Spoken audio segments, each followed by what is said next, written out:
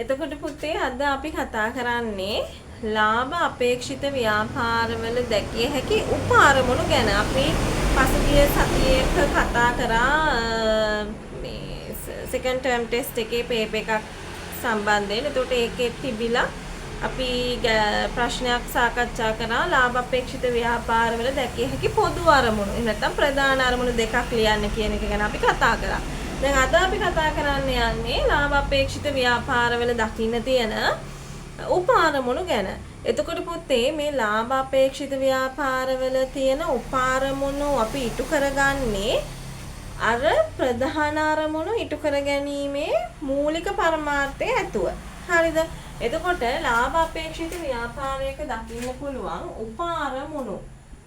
එහෙම නැත්නම් අපි මේවට කියනවා ඉලක්ක. ඉලක්ක. හරිද? එතකොට එකක් තමයි නිෂ්පාදිතයේ ගුණාත්මකත්වය.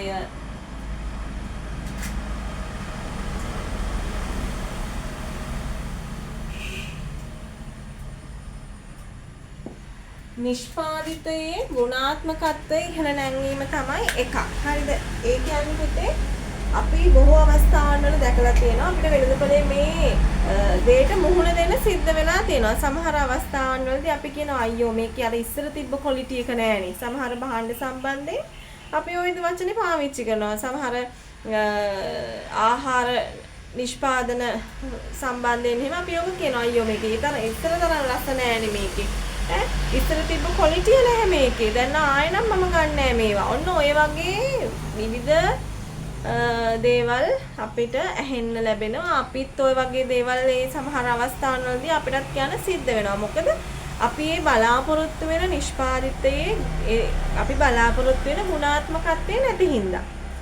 එතකොට ඒ කියන්නේ ක්වොලිටි එක නැති හින්දා.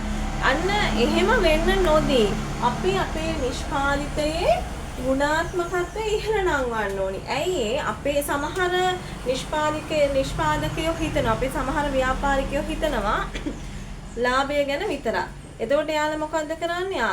ලාභය ලැබෙන්න එයාලා හිතනවා දැන් මම මේකට කලින් මේ මොකක් හරි ඉන්ග්‍රීඩියන්ට් එකක් එයා ග්‍රෑම් 500ක් පාවිච්චි කරා කියමු. එතකොට ඒ ග්‍රෑම් 500 වෙනුවට එයා දාලා බලනවා ග්‍රෑම් 450ක්.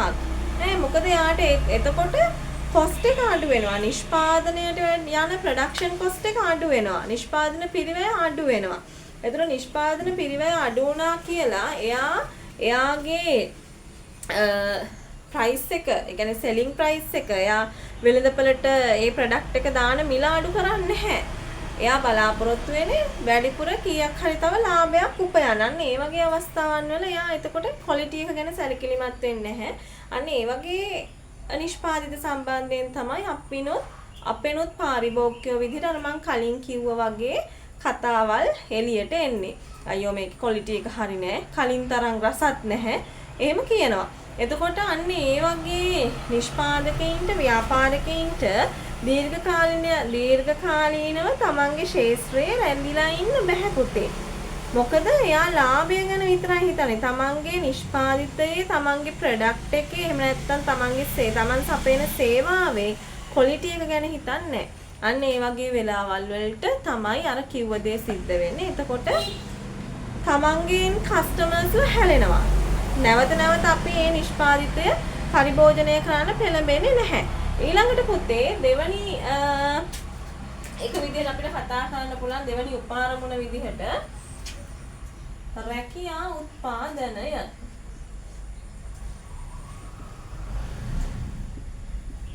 හරිද? රැකියා උත්පාදනය කියලා අපි මෙතනදී කතා කරන්නේ ව්‍යාපාරිකේ ලාභ අපේක්ෂිත ව්‍යාපාරයක් කරගෙන යද්දී ඒ කියන්නේ යා තමන්ගේ ව්‍යාපාරය කරගෙන යන්නේ ලාභ ලැබීමේ අරමුණින්. එහෙනම් තමන්ගේ ව්‍යාපාරය තුළින් තව තවත් රැකියාව උත්පාදනය කරන එක යාගේ අරමුණ. එහෙම වෙන්නේ කොහොමද? අපි ලාභය ලබන්න බලාපොරොත්තු වෙනවා කියලා කියන්නේ අපේ ව්‍යාපාරය තව අපි එක්ස්පෑන්ඩ් කරන්න බලාපොරොත්තු වෙනවා.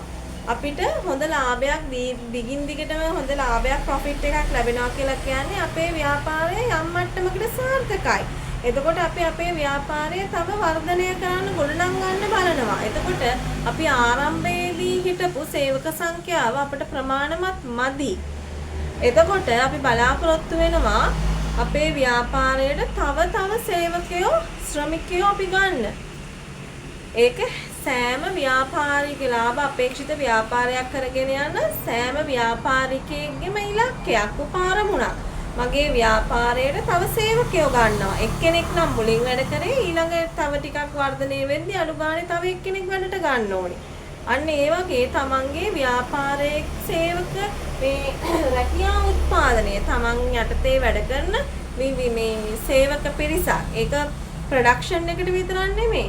තමන්ගේ වෙන ඩිපාර්ට්මන්ට්ස් තියෙනවා. අපි සාමාන්‍ය මට්ටමින් නැතුව සාමාන්‍යයෙන් ටිකක් ලොකු හොඳ මට්ටමක ඉන්න ව්‍යාපාරයක් ගැන හිතුවත් ඒතර ඒවල අපි දන්නවා ඩිපාර්ට්මන්ට්ස් වෙන් කළා. එතකොට ප්‍රොඩක්ෂන් එකට සේවකයෝම විතරක් ප්‍රොඩක්ෂන් එකට අදාළ කරන අය විතරක් නෙමෙයි. තමන්ගේ අනිත් ඩිපාර්ට්මන්ට්ස් වල වැඩ කරන ඇසිස්ටන්ට්ලා එතකොට ඔන්න ඔය විදිහට තමන්ගේ ව්‍යාපාරය තුළ රැකියාවල් තව තවත් උත්පාදනය කරන්න ව්‍යාපාරිකයෝ ඒක ඒගොල්ලන්ගේ තවත් උප ඉලක්කයක්. ඊළඟට අපි තුන්වෙනියට කතා කරනවා සේවක සුබ සාධනය.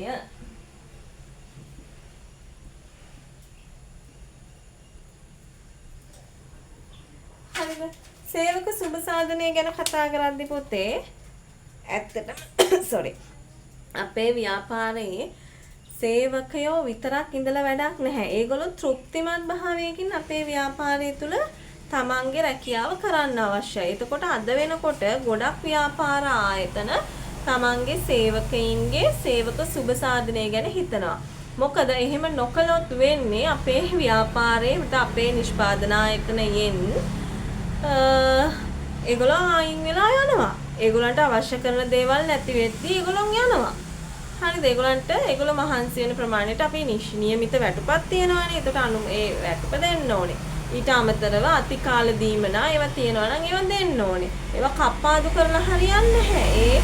ඒගොල්ලන්ට ලැබෙන්න සුදුසුයි නම් මේ මිනිස්සු OT කරලා තියෙනවා නම් ඕවර් ටයිම් අතිකාල වැඩ කරලා තියෙනවා නම් මේ මිනිස්සුන්ට ලැබිය යුතු මුදල් ලැබෙන්න ඕනේ. ඒවා විවිධ හේතුන් කියලා ඒවා මග අරින්න බෑ.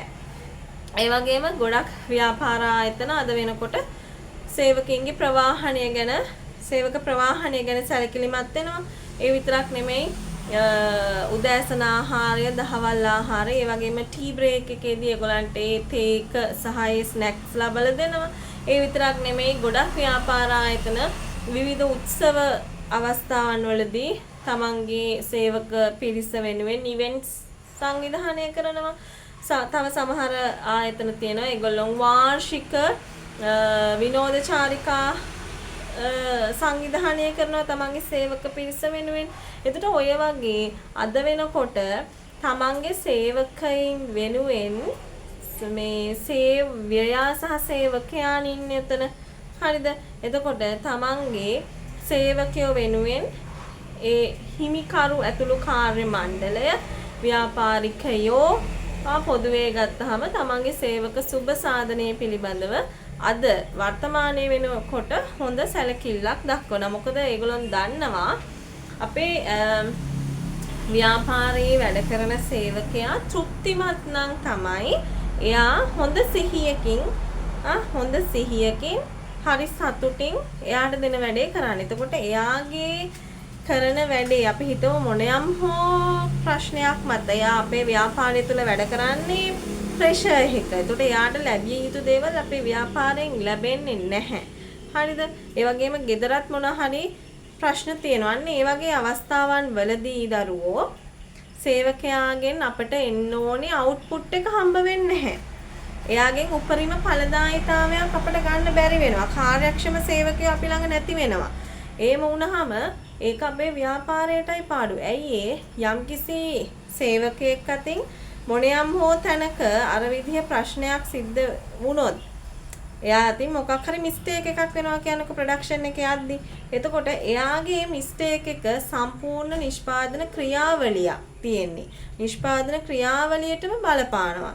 එතකොට සමහර අවස්ථාවලදී අපිට අවශ්‍ය කරන ඩේට් එකට අපේ ඕඩර් එක සප්ලයි කරන්න බැරි වෙනවා. ඒ වගේ ප්‍රශ්න වලට අපිට මුහුණ දෙන්න සිද්ධ වෙනවා. එතකොට අන්න ඒ හින්දා දැන් ගොඩක් තව ආයතන තියෙනවා සේවකයින්ට කවුන්සලින් දෙනවා.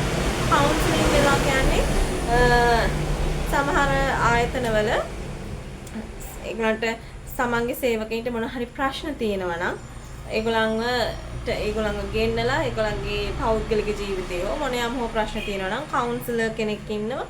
ඒත් එයත් එක්ක ඒ සාකච්ඡා කරලා ඒ සාකච්ඡා මාර්ගයෙන් එයාට අවශ්‍ය කරන විසඳුම් ගන්න පුළුවන්. එතකොට අන්න ඒ වගේ ෆැසිලිටිස් උත් අද ගොඩක් ව්‍යාපාර ආයතනවල නිෂ්පාදන ව්‍යාපාර ආයතනවල දක්නට ලැබෙනවා.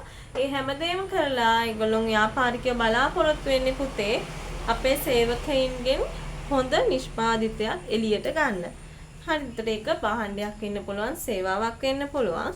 එතකොට එයාගෙන් හොඳ අවුට්පුට් එකක් ගන්න එක තමයි අපි බලාපොරොත්තු වෙන්නේ. එතකොට ඒ දේ කරන්න නම් අපේ අපේ සේවකයින්ගේ සුබ සාධනය පිළිබඳවත් හිතන්න අවශ්‍යයි. එතකොට ඔන්න ඔය කියන කරුණු තුන තමයි අපි කතා කරන්නේ 10 වසරේදී ලාභ අපේක්ෂිත ව්‍යාපාරයක දැකිය හැකි උපාරමුණු. එහෙම නැත්නම් ලාභ අපේක්ෂිත ව්‍යාපාරයක් විසින් තමන්ගේ ප්‍රධාන අරමුණු ඉටු කරගන්න යද්දී ඊට අමතරව ඉටු කරගන්න ඕනේ උප ඉලක්ක කියලාත් අපි මේවට කියනවා. එතකොට එකක් තමයි නිෂ්පාදිතයේ ගුණාත්මකත්වය ඉහළ නංවන එක. මම අර කතා කරපු ක්වොලිටි එක සම්බන්ධයෙන්. දෙවෙනි එක රැකියා උත්පාදනය. තුන්වෙනි එක සේවක සුබ සාධනය. මම හිතනවා ඔයගලන්ට මේ කොටස පිළිබඳවත් යම් අවබෝධයක් ලැබෙන්න ඇති.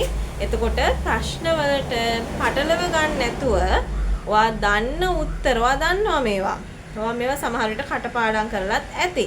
එතකොට ප්‍රශ්නයක් ආවහම ඒ ප්‍රශ්නෙට Taman දන්න උත්තරේ හරියට පොයින්ට් එකට ලියන්න ඕනේ. උපාරමුණු ඇහුවාම උපාරමුණු ලියන්න ඕනේ. ප්‍රධාන අරමුණු නැත්නම් පොදු අරමුණු ඇහුවාම ඒක ලියන්න ඕනේ. එතකොට මම හිතනවා මේ කොටස පිළිබඳවත් දැන් ඔයගලන්ට යම් අදහසක් ඇති කියලා. එහෙනම් තවත් කොටසකින් තවත් දිනයකදී හම්බ වෙමු.